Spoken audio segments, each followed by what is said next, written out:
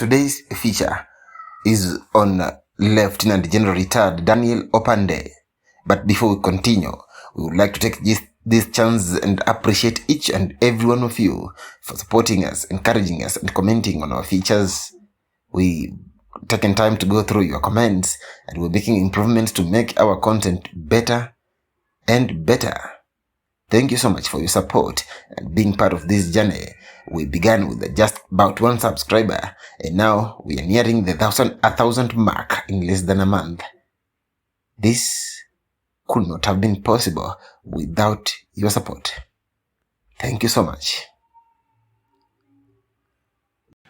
I started my real military career in this barracks as a paratrooper, a young paratrooper. When we arrived in this barracks, it was called Napier Barracks. And there were no troops here except a few British NCOs. Lieutenant General Retired Daniel Ishmael Opande was Kenya's Chief of General Staff and was Force Commander at the UN mission in Liberia and Sierra Leone. Daniel Ishmael Opande is a retired Kenyan military officer who rose to the rank of Lieutenant General in the Kenyan Army and has had an illustrious career which included service in leadership positions in various UN peacekeeping missions. Born on the shores of Lake Victoria in Gendia village in Kendu Bay, Homa Bay County, to Mwalimu Ishmael Opande and Mama Beldin Omolo Opande, he was named Daniel Bezalel Ojijo Opande in honor of Daniel Ojijo Oteko, a famous Luo politician who had recently died under mysterious circumstances.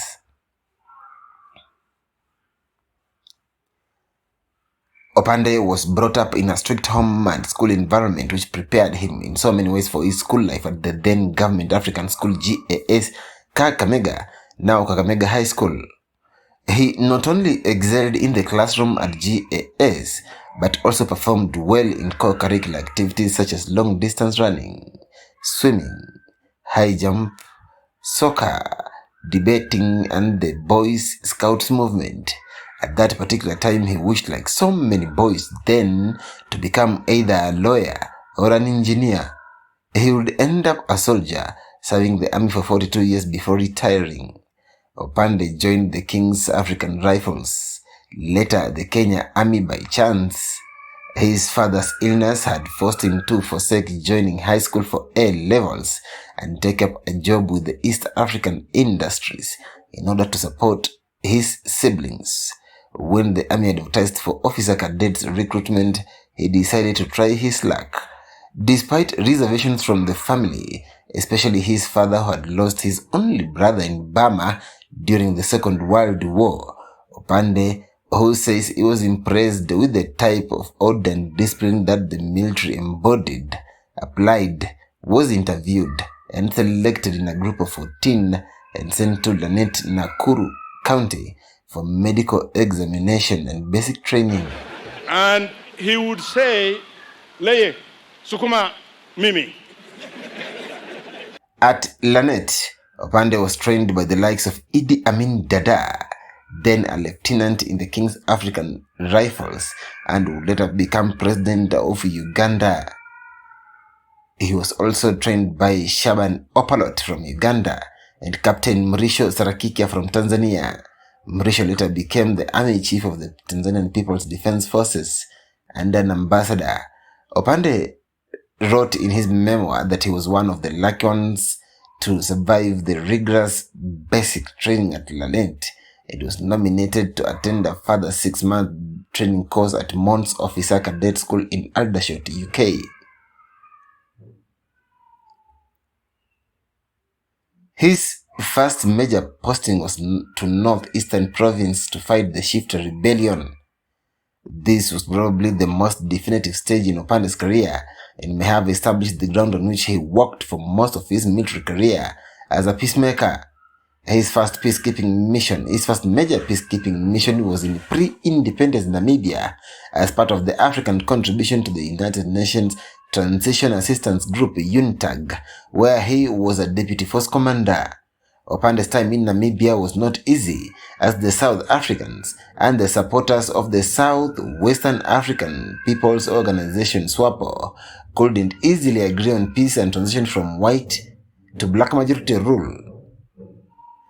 The Communist East and the capitalist West ideological divides didn't help the situation either.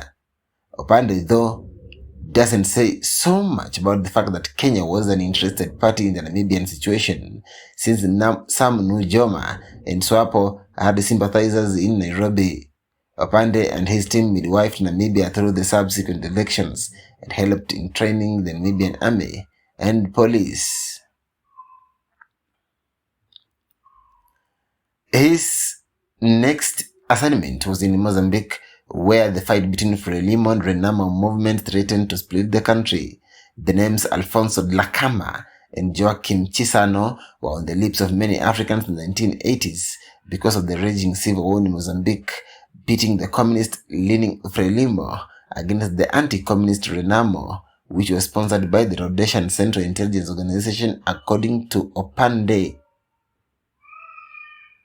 Kenya was involved in the mediation process through Mark Too, the then influential MP in President Moi's government, Bedwell Kiplagat, an experienced diplomat, and tycoon Roland Tiny Rowland, the Lonro boss. But Namibia and Mozambique were more or less soft assignments for Opande, who found himself in the deep of the civil wars in Liberia and Sierra Leone. He served in Liberia on 2 occasions, first as the chief military observer in the United Nations Observer Mission in Liberia, UNAMIL, from 1993, and later as the force commander in the United Nations Mission in Liberia, UNAMIL, in 2003. In between, he had been the force commander of the United Nations Mission in Sierra Leone, UNAMSIL. The Sierra Leone mission is, when one reads Opande's memoir, probably one of the most difficult of international peacekeeping missions, as Kenya lost soldiers there. It is not by accident that Opande sees himself more as the peacemaker out there on the continent rather than as a home soldier.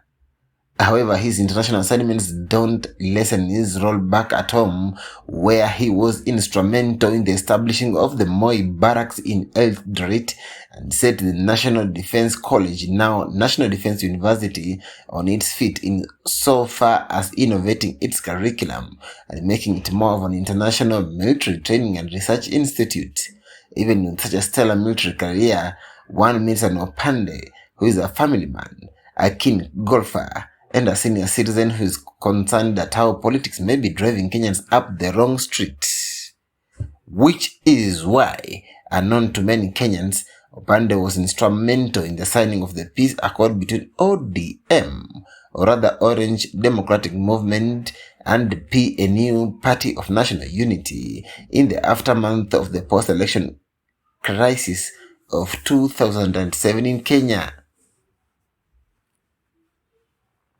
Thank you for watching. Don't forget to subscribe, like, and share our content.